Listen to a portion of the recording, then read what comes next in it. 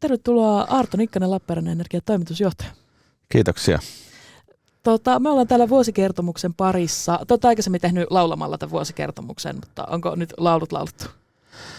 No ainakin nyt välivuosi sanotaan näin, että vuosihan meni ihan hyvin, että olisi voinut laulattaakin, mutta ajateltiin, että tehdään välillä jotain erilaista, että 4 vuotta tuli näitä vuosikertomuslauluja laulettua, niin tämä on nyt sitten podcastin muodossa tällä kertaa. Mä mietin, että pitääkö meidän laulaa tämä podcast läpi vai mennäänkö ihan puhumalla? Mennään puhumalla.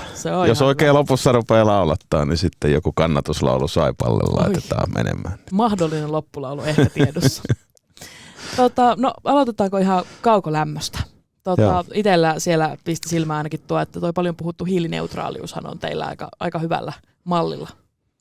Joo, tosiaan on useana vuonna peräkkäin niin on tehty niin sanotusti ennätyksiä hiilidioksidipäästöjen pienuudessa ja nyt mentiin entisestään alaspäin, että tosiaan 19 grammaa kilowattitunti on päästöintensiteetti viime vuodelta ja valtakunnan keskiarvo on noin 50, niin koko valtakunnassa on menty vahvasti alaspäin, mutta meillä erityisesti niin tosi voimakkaasti ja tietysti kaukovoima, biovoimalaitos ja sähkökattila erityisesti siinä merkittävässä roolissa. Et sähkökattilalla tuotettiin noin 1/4 lämmöstä viime vuonna. Se on jo ihan merkittävä. Kyllä, erityisesti kesällä niin hyödynnettiin sitä järjestelmästä löytyvää uusiutuvaa sähköä ja tehtiin kaukolämpöä sähköllä silloin, kun se oli taloudellisesti kannattavaa. Ja tosiaan viime vuonna niin 1/4 tuli sitten sähköllä tuotettua. No miten sitten vuosikertomuksen mukaan ainakin veden osalta aika paljon kaikenlaista. Siellä oli muun muassa siis vesitornin valoja suunniteltu, mikä ehkä vähän eri kuin muut nämä vesiaiheet, niin mitä muuta? No joo, vedessä tietysti meillä on todella pitkään ollut vesiliiketoiminnassa tämä jäteveden puhdistamohanke Lappeenrannan seudulla, Hyväristönmäen hanke ja siinäkin askel kerralla on edetty eteenpäin, että tosiaan asemakaava on nyt lainvoimainen ja laitossuunnittelu, suunnitelmien päivittäminen on edennyt ja kilpailutukset, että siinä mennään vakaasti askel kerrallaan kohti toteutusta sitten ehkä tuolla vuosikymmenen taitteessa. Ja valot tosiaan siis vesitorniin tulossa. Niin... Joo, siinä on tietysti päivitystä, vanha valaistusjärjestelmä, niin siinä on sekä energiatehokkuus, että sitten tietysti saadaan vähän enemmän väriä ja niin sellaista näkyvyyttä siihen vesitorniin, niin se on kuitenkin sellainen keskeinen paikka, että onhan sitä nytkin valastus sellaisilla tilapäisjärjestelyillä, niin on Ukrainan lipun väreissä välillä ja välillä Saipan väreissä ja näin, niin katsotaan, jos saataisiin tänäkin keväänä vähän keltamustaa sinne torniin. No toivottavasti kyllähän se nyt pitää Saipa-huumaa jatkaa. Kyllä. No sitten pitäisi tietysti puhua myöskin tuosta sähköverkosta. Viime vuonna käynnistetään mittariralli, niin mitä siitä voit sanoa? Mitä se tarkoittaa? No joo, mittariralli on meidän projektinimi tälle etäluettavien sähkömittareiden toiselle sukupolvelle. Eli nythän Suomessa on siirrytty tähän 15 minuutin mittausjaksoon, eli kenellä on pörssisähkö, niin ennen oltiin tuntisähkössä ja nyt on sitten varttisähkö, niin nämä uudet mittarit sitten kaikki kykenee siihen 15 minuutin resoluutioon. Sen lisäksi sinne tulee muitakin uusia ominaisuuksia, esimerkiksi tällainen automaatioportti kaikille kuluttajille, mihin löytyy sitten kaupallisia ratkaisuja, millä voi tavallaan ohjata omaa taloautomaatioon sen niin kuin oman kulutuksen puitteissa. Ja tosiaan iso projekti meille, että meillä on se melkein 55 000 käyttöpaikkaa ja niistä suurimpaa osaa vaihdetaan mittarit, niin siinä hommaa riittää ja se lähti nyt sitten niin kuin isosti liikkeelle viime vuonna ja tänä vuonna jatketaan. Onko siitä tullut minkälaista palautetta näistä mittarivaihdoista? Se herättää aina yleensä aika paljon keskustelua ihan joka paikassa.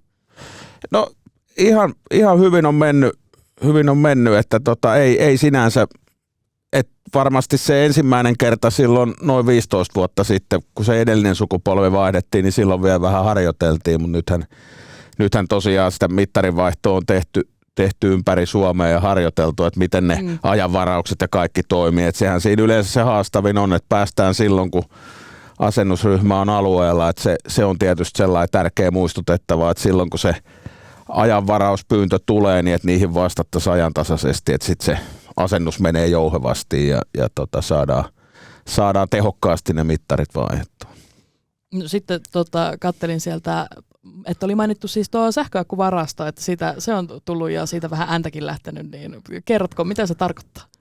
No joo, tosiaan nyt tähän on nimenomaan, kun on tullut paljon tätä uusiutuvaa, vaihtelevaa, sään mukaan vaihtelevaa tuotantoa, eli tuulivoimaa, aurinkovoimaa, niin sitten sen tasapainottamiseen tietysti tarvitaan erilaisia laitteita, mitkä pystyy joustamaan, ja nämä isot teollisen kokoluokan sähköakkuvarastot, niin niitä pystyy sitten lataamaan ja purkamaan sen mukaan, että miten se tavallaan järjestelmän tasapaino vaatii. Ja tosiaan Mertani ja me tehtiin yhdessä Ardianin rahaston kanssa niin 40 megawatin sähköakkuvarasto, mikä otettiin keväällä käyttöön, ja tosiaan kesällä olikin näitä äänihaasteita. Ne tuli siitä jäähdytyksestä silloin, kun oli lämmin aika, ja siellä on isot puhaltimet, millä jäähdytetään sitä akkuhallia.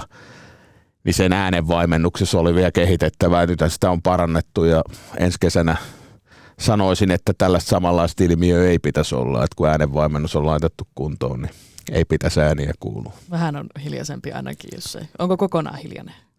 No siis totta kai kun lähelle menee, niin silloinhan ääntä kuuluu, mutta kyllähän ääni vaimenee etäisyyden funktiona, että ei pitäisi kyllä niin kuin asuinalueelle kuulua.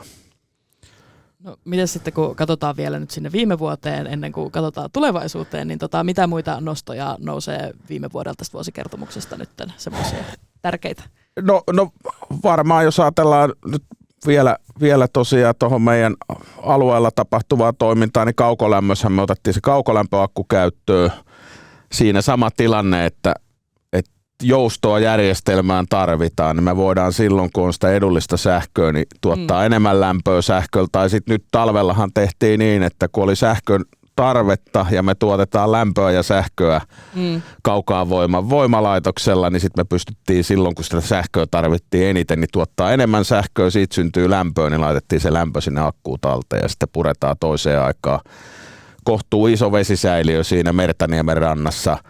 No sitten tietysti muita sellaisia merkittäviä tapahtumia, niin tosiaan meidän osakkuusyhtiörintamalla niin Väreen osakekauppa toteutettiin vuoden viimeisenä päivänä, ja nyt sitten Lappeenrannan Energia ja kaikki muut Väreen omistajat irtautui tästä Väreen omistuksesta. Väre siirtyi Helenin omistukseen vuoden viimeisenä päivänä, niin se tietysti oli merkittävä tapahtuma, näkyy meidän talousluvuissakin. Ja ehkä viimeisenä sitten niin kuin merkittävänä juttuna oli tämä sähköverkon kapasiteetin kasvu, eli meillä on ollut jo useamman vuoden hanke vahvistaa meidän alueellista sähköverkkoa. Yllikkälästä Simolantielle on rakenteella uusi sähkönsiirtoyhteys, ja siinähän suunnittelu valmistui viime vuonna, sitten tehtiin kilpailutus verkonrakennusurakoitsijasta. Itse asiassa nyt eilen julkistettiin se, että kuka sinne urakoitsijaksi tulee, eli meidän osakkuusyhtiö Elvera tulee sitä rakentaa, mutta se kilpailutus tehtiin viime vuoden puolella. On niin kuin päättäväisesti edetty. Nähdään, että niin kuin yhteiskunta sähköistyy, sekä teollisuus, liikenne, että sitten nyt esimerkiksi tulee näitä datakeskuksia, tulevaisuudessa vetytehtaita, niin me lähdettiin jo 23 vuonna ennakoivasti kehittää meidän verkkoa, ja nythän me tullaan niin kuin moninkertaistamaan meidän sähkönsiirtokapasiteetti tässä lähivuosien aikana, ja siinä niitä merkittäviä askeleita otettiin viime vuoden aikana. No paljon siellä kaikenlaista oli, mutta sitten jos katsoo tätä vuotta, ollaan huhtikuussa kuitenkin jo, niin aika monen juhlavuosi. Sähkölaitos täyttää 125, vesihuolto 100 vuotta ja kaukolämpö 60 vuotta. Onko muita juhla-aiheita vai onko tässä tarpeeksi? No kyllähän siis sekä pieniä isoja onnistumisia, niin kannattaa aina juhlia. Nyt on tietysti ollut isompiakin, että nyt oli tämä datakeskuksen investointipäätös. Sen lisäksi meillä on tapahtunut heti vuoden ensimmäinen päivä, niin mentiin osakkaaksi tuohon EPV Energiaan, mikä on tällainen sähköntuotannon erilaisia sähköntuotantolaitoksia omistava yhtiö. Sitä kautta meidän omistukseen tuli ydinvoimaa, tuulivoimaa, aurinkovoimaa, vähän muutakin lämpövoiman tuotantoa. sitten varmasti niin kuin